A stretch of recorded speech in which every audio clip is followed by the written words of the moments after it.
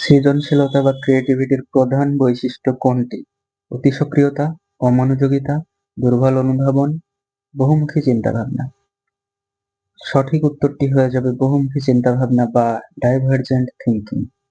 কেননা ক্রিয়েটিভিটি জিনিসটা আবদ্ধভাবে আসে না বা লিমিটেড চিন্তাভাবনা থেকে আসে না।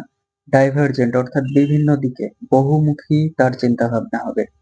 সে অনেক এক্সপ্লোর করার তার মধ্যে ক্ষমতা থাকবে, বিভিন্ন জিনিস সম্পর্কে সে কৌতূহলী হবে, জিজ্ঞাসা করতে থাকবে। তোমার কি মনে হয় যে একজন ক্রিয়েটিভ মানুষ কি কোনো কিছু জানার ইচ্ছা থাকবে না, সে ক্রিয়েটিভ হতে পারে? কখনোই কখনোই নয়। একজন ক্রিয়েটিভ মানুষ বা চাইল্ড সেই হবে যে যে কোনো জিনিস সম্পর্কে জানার আগ্রহ থাকবে তার, কোনো কিছু আবিষ্কার করার, কোনো কিছু নতুন কিছু তৈরি করার, বিভিন্ন জিনিসের প্রশ্ন থাকবে। এই নয় তাকে যেটা বুঝিয়ে দেওয়া হবে সেটাই সে বুঝে যাবে। বোঝা গেল? সো এখানে বাকি অপশন গুলো যেমন রয়েছে হাইপার অ্যাক্টিভিটি বা অতি সক্রিয়তা। হ্যাঁ, সক্রিয়তা ক্রিয়েটিভ বাচ্চার বৈশিষ্ট্য হতে পারে, বাট অতি সক্রিয়তা ব্যাপারটা ক্রিয়েটিভিটির লক্ষণ নয়। ঠিক আছে? অমনোযোগিতা যেমন রয়েছে, একজন ক্রিয়েটিভ বাচ্চা, তোমার কি মনে হয় অমনোযোগী হবে সে ক্রিয়েটিভ? কখনোই নয়।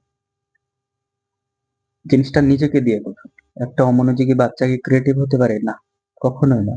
দুর্বল অনুধাবন, যে যে বাচ্চার মধ্যে দুর্বল অনুধাবন ক্ষমতা রয়েছে সেও নিশ্চয়ই ক্রিয়েটিভ বাচ্চা হবে না, তাই না? সো বেস্ট অপশন এখানে বহুমুখী চিন্তা ভাবনা। এখানে বাচ্চা নিজে এক্সপ্লোর করবে, অনেক কিছু জানবে, সে শিখবে। সেই জন্য সঠিক অ্যান্সারটি হয়ে যাবে বহুমুখী চিন্তা ভাবনা। এটা খুবই একটা ইম্পর্টেন্ট কোশ্চেন ছিল এক্সামে আসার মতো। কোশ্চেনটা প্রিভিয়াস ইয়ার কোশ্চেন থেকে ওঠানো হয়েছে। সো আই হোপ আমি তোমাদের ব্যাপারটা বুঝিয়ে দিতে পেরেছি।